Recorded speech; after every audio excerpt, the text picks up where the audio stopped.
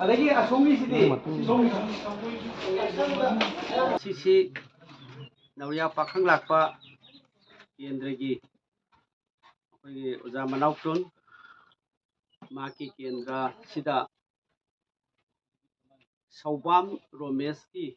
अमदी लेकाई सिगी yum सोकपसी Manipur प्रदेश Congress committee की team तौरगा अखोई केंद्रगी अखोगी leader का लोइनना हंदक नोंगलै नोंसिना अमदी लेनना अमुक्ता थोक्त्रिबा मोंगदा सोहनखिबा मणिपुर की तोंगान तोंगान मफमसिंगदा सोहनखिबसिगा मरी लेनना लंगथबाल लेफ्ट मयाई लिकाई सिदा अखोई येंगबा लाक्चबनी मसिगा मरी लेनना अखोइना युमसी मयामसी येंगबा खोटपा तौबदा यामना साथीना सोखरे हाना उक्ता तौदबा मोंगदा मणिपुरदा मयाम लोइना अखोइ खंगनरे हौजिकसी मणिपुर सरकारना मसिगी लेनना सोखिबा नोंगलै नुसिना सोखिबा नुसिना मयाम देखिबा युम कई मयाम से मसी तांग मंगादा थोखिबनी अदुदगी मतुंग अदुम नोंग चुबा खोटपसु दुम मथंग मथंग अखोइ सोई हौजिक मणिपुर सरकारना लुपा करोड़ तरुका लाख मरिफु लाख मौद्रा 90 लाख अखोइ काइथुए हाइना तांग मंगादगी तौरपस तांग 8 लाथोखि अदमसी सोइबसीदा ऑफिशियली गवर्नमेंट ना 15,425 मसीगी युम सिंग सुए लिसिंग 35,315 से सुएना ऑफिशियल होइना ऑनरेबल चीफ मिनिस्टर ना मफम मफम येंगबा खोपदा लाउथोई लोइना डिस्ट्रिक्ट खरादा लुपा लाख यांखै यांखै मुक्का मखोइना एलोकेशन सुमाइना रिलीफ की मणिपुर दा हौजिक थोइबा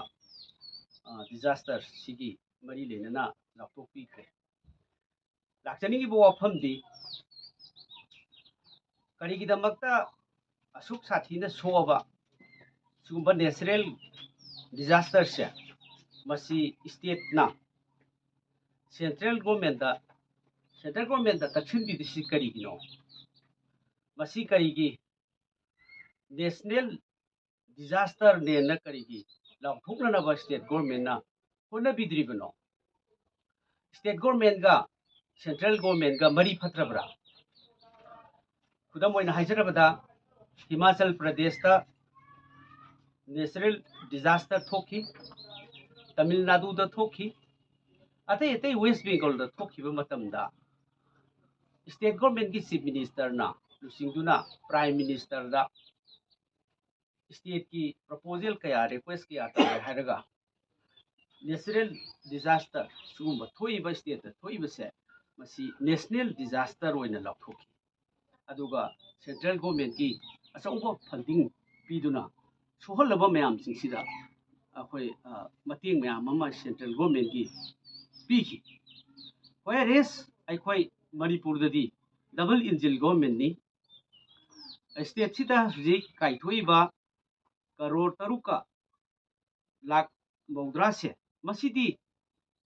येंथोकपदा इम्फाल ईस्टा मी लिसिंग मंगागा चात्रुक सुएना ऑफिशियली खबर दा कई कोई थिनखरे युम मयाम ची ꯑꯩꯈꯣꯏꯒꯤ ꯌꯨꯝ ꯃꯌꯥꯝꯁꯤ ꯗꯦꯃꯦꯖ ꯇꯧꯈ꯭ꯔꯦ ꯃꯥꯡ ꯇꯥꯛꯈ꯭ꯔꯦ ꯍꯥꯏꯅ ꯂꯥꯎꯊꯣꯛꯈ꯭ꯔꯦ ꯏꯝꯐꯥꯜ ꯋꯦꯁꯇꯅ 6053 ꯌꯨꯝ ꯁꯣꯛꯈ꯭ꯔꯦ ꯍꯥꯏꯅ ꯑꯣꯐꯤꯁꯤꯌꯦꯜꯂꯤ ꯂꯥꯎꯊꯣꯛꯈ꯭ꯔꯦ ꯑꯣꯅꯦꯕꯜ ꯆꯤꯐ ꯃꯤꯅꯤꯁꯇꯔꯅ ꯆꯠꯇꯅ ꯈꯣꯠꯇꯅ ꯌꯦꯡꯁꯤꯜꯂꯦ ꯑꯗꯨꯔꯕꯗꯤ ꯏꯝꯐꯥꯜ ꯏꯁꯇ 5,400 मसी लाख यांखै स्टेट गवर्नमेंट रिलीफ की कायथोइबा मसीदी लुपा 1,000 थुंगनद्रे करमाइना जिंघ लैदोरिनो अदगी करमाइना मही मरोंग सोखिबा अदगी मना मसिंग सोखिबा फार्म लाइफ स्टॉक अदगी वेटनरी की येन की फार्म अदगी तोंगान तोंगान बा सागी फार्मिंग तौरीबा मयाम सिंसिदी पैसा कया कया पीबीगनी लुपा 1,000 मसी येनथोकनबदा थुंगबदा 1,000 फाना थुंगद्रे अदुगा जिंघ पीगनी हाइरिसी युम अमदा तीन मना अमम जिंघ मना अमम पीरगा यागद्रा अदगी अतो अतोप डिस्ट्रिक्ट मयाम सिंसिगी एलोकेशन से मसी अदि यामना पिकपा येनथोकपदा फरक तागदबा अखोइगी रिलीफ फंड अमा करोड़ 3 लाख 90 थादोपसिदी लौताकता थुम थादबगा चप मानै मसीना करिमता तौबा ngमोय लोइनना अखोइगी नेशनल की डिजास्टर की ओइबा वाफमसी स्टेट गवर्नमेंट कन्ना कैबिनेट डिसीजन लौबीदना और मिनिस्टर सिंह मयाम दिल्ली दा चपीदना तौरे हाइरगदी मसीदी युम अमदा सोकपदा यामना पिकना सोकपा कोपसे मिनिमम दा 3,000 खितंग तीन मना मनीगा काइतोकिबा गाइडलाइन दा ले नेशनल डिजास्टर मैनेजमेंट अथॉरिटी की गाइडलाइन दा अदगी युम फजना सोकपसिदी लाख अमगा 10,000 ले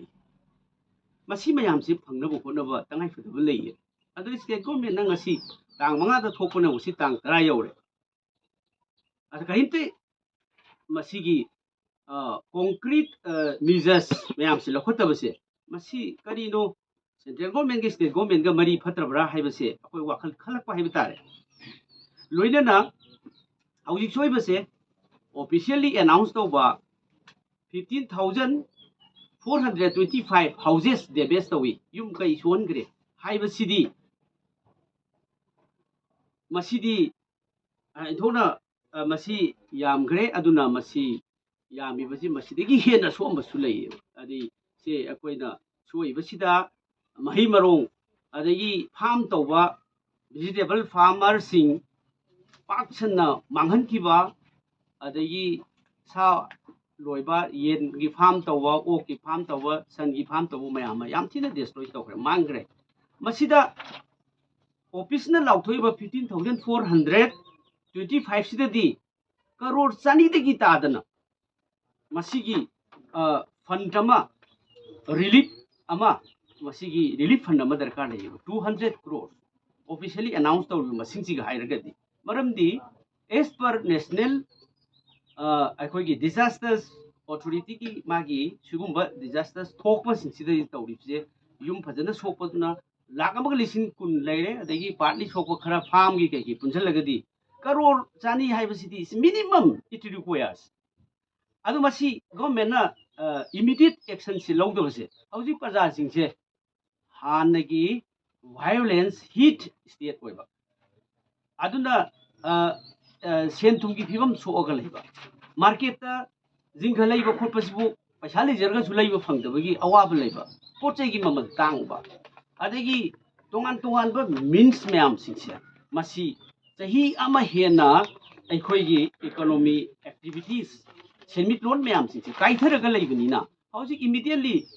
पोचै मेटेरियल लेबसिसु ngमदबा अवाब ले चेंग चाक चा फंगदबगी अवाब से लेबसिदैसिदा करमाइना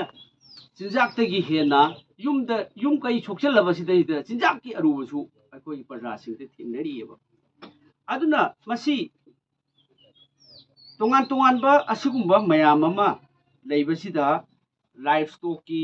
अदगी तोंगान तोंगान बा मयाम सिगी कंपेंसेशन पीबीगदबा डैमेज मयाम सिंग मसिदैसिदा सरकारना करोड़ 90 लाख खक्ते पिथोई पसी थादुई हाइबसिदी यामना अदि मरम चादबा पोट अमा ओइना हाइबसे अखोइ नुगाइते अदुना मसिगा मरी लेना एनी स्टेट गवर्नमेंट ना असम दा तमिलनाडु दा बीजेपी ने पानबा अदगी रीजनल पार्टी ने पानबा कांग्रेस ने पानबा मैम लेबसिंग से अखोने रिफरेंस अमा लखोप मतमदा सुगुम्बा अनप्रेसिडेंटेड ओइबा नेचुरल डिजास्टर से मसे खुदंता ऑनरेबल कंसर्न चीफ मिनिस्टर ना central government the prime minister the home minister the करीदा इंटरवेंशन तौननबगिदमक्ता वा हाई टीवी द हाई चे थाई कैबिनेट डिसीजन कया लवी अदुगा सेंट्रल गवर्नमेंट दा मसी लॉबी तवेबा पैसा मसी तौननबा अदुना state government ngasi bak tawdabase ko yam lai thiba oi aduna survey tawramba tawri haiba khara su lai henna adi tang manga da thokpadugi matung da khara henna thoksilak su leigre aduda masigi tawri ngai sida ida soga leiriba singse relief camp da leiri singdudi tarpulin khara piba adagi cheng cha khara piba dunadi yamna phibam chadaba mongda parja singse hiram khudi makta mayokna dana leibase masi state government na paikhatabase immediate and masigi action lokhatabasida aikoina Manipur Pradesh Congress Committee na Honorable Prime Minister Shri Narendra Modi ji da ngasi chithi ama thare ngasi aikoina thari ba chithi se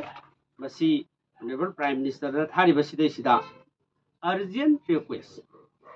for declaring the unprecedented natural disasters in the form of hailstorm with strong wind in extreme weather conditions in different parts of Manipur on May 5, 2024. Subject ni as a national disaster and grant immediate relief of a minimum of rupees 200 crore for the affected people of Manipur in a time-bound manner. Haidna Sumaina Equina Masi Honorable Prime Minister Shri Narendra Modi ji da aikoina ngasi chithi ma ire aduga intervention tawbinanaba Manipur gi masigi state ki disaster se national disaster oina laphukpiu aduga central government gi ahenba fund thadabiduna Manipur gi parja sing na wariba lawmi singmi sing adagi farmer sing adagi livestock farmer sing adagi yum kai mangraba adagi leiba leifam leitraba mayam si state government gi apikpa fund sinati oibe yaroi aduna masi honorable prime minister se koi Manipur gi su prime minister ne Congress ki su prime minister ni BJP ki su prime minister ni koi India ki prime minister ni Bharat ki संविधान की मखादा अखोइना मसी state government ना मसी सुम तुमिना लेब सिनदी प्रजा सिंह की अवाब से नोम नोमगी एंजले no मसी अदुना मरम वरकान दे अखोइना honourable prime minister की attention draw तौजरी अदुगा state government सु I appeal तौजरी हाइबा काइथोइबा सेनफम सिनदी मसी लोकताक ता थुम थादबगुम्बनी मसीना लुपा लिसिंग अमा भग यौरोइदबा पैकेज अमा लाथोपिबदो मधु प्रजा सिंहना कानब फंगोय aduna central government ke state government ga afaba mari leitadana hiding daba taragadi state government na crore sani muki package ama karai karai dino any development fund kaya karamba dagi budget dagi logera karamba department dagi logera kasu lobiyu aduga ama awaba khudakta thokpa awaba mayam leibam leitriba sabam phangdriba sabam leitriba adagi farm khara tawjaraga handak hisdi phagat kadra na tabna pura manghan giba mayam singse immediate compensation khara bibinaba central government dagi haiba talagasu ko masi state government na sinbi ragadi adusu yamna fai we will appreciate the state government if it is so aduna state government na masi tawbiragasu aikoi state government na akoi state government na thagachu udukaneba masi di political gi wanateba aikoi ki praja our own people is suffering aikoi ki praja singse yam ware janaba phangde adagi poche gi mamal tangi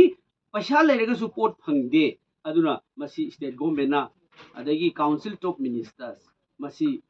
athubada meeting tawbirkanda masi war footing da masi business singse lakhut piragadi aikoi gi lairaba parja sing adagi violence hit people of Manipur masi kitang safagani haibase state government da appeal tawjari masi haiga ꯃꯌꯥꯝ press and ꯃꯦꯗꯤꯌꯥꯒꯤ ꯏꯆꯤꯟ ꯏꯅꯥꯎꯁꯤꯡ ꯄꯨꯝꯅꯃꯛ ꯊꯥꯒꯠꯆꯔꯤ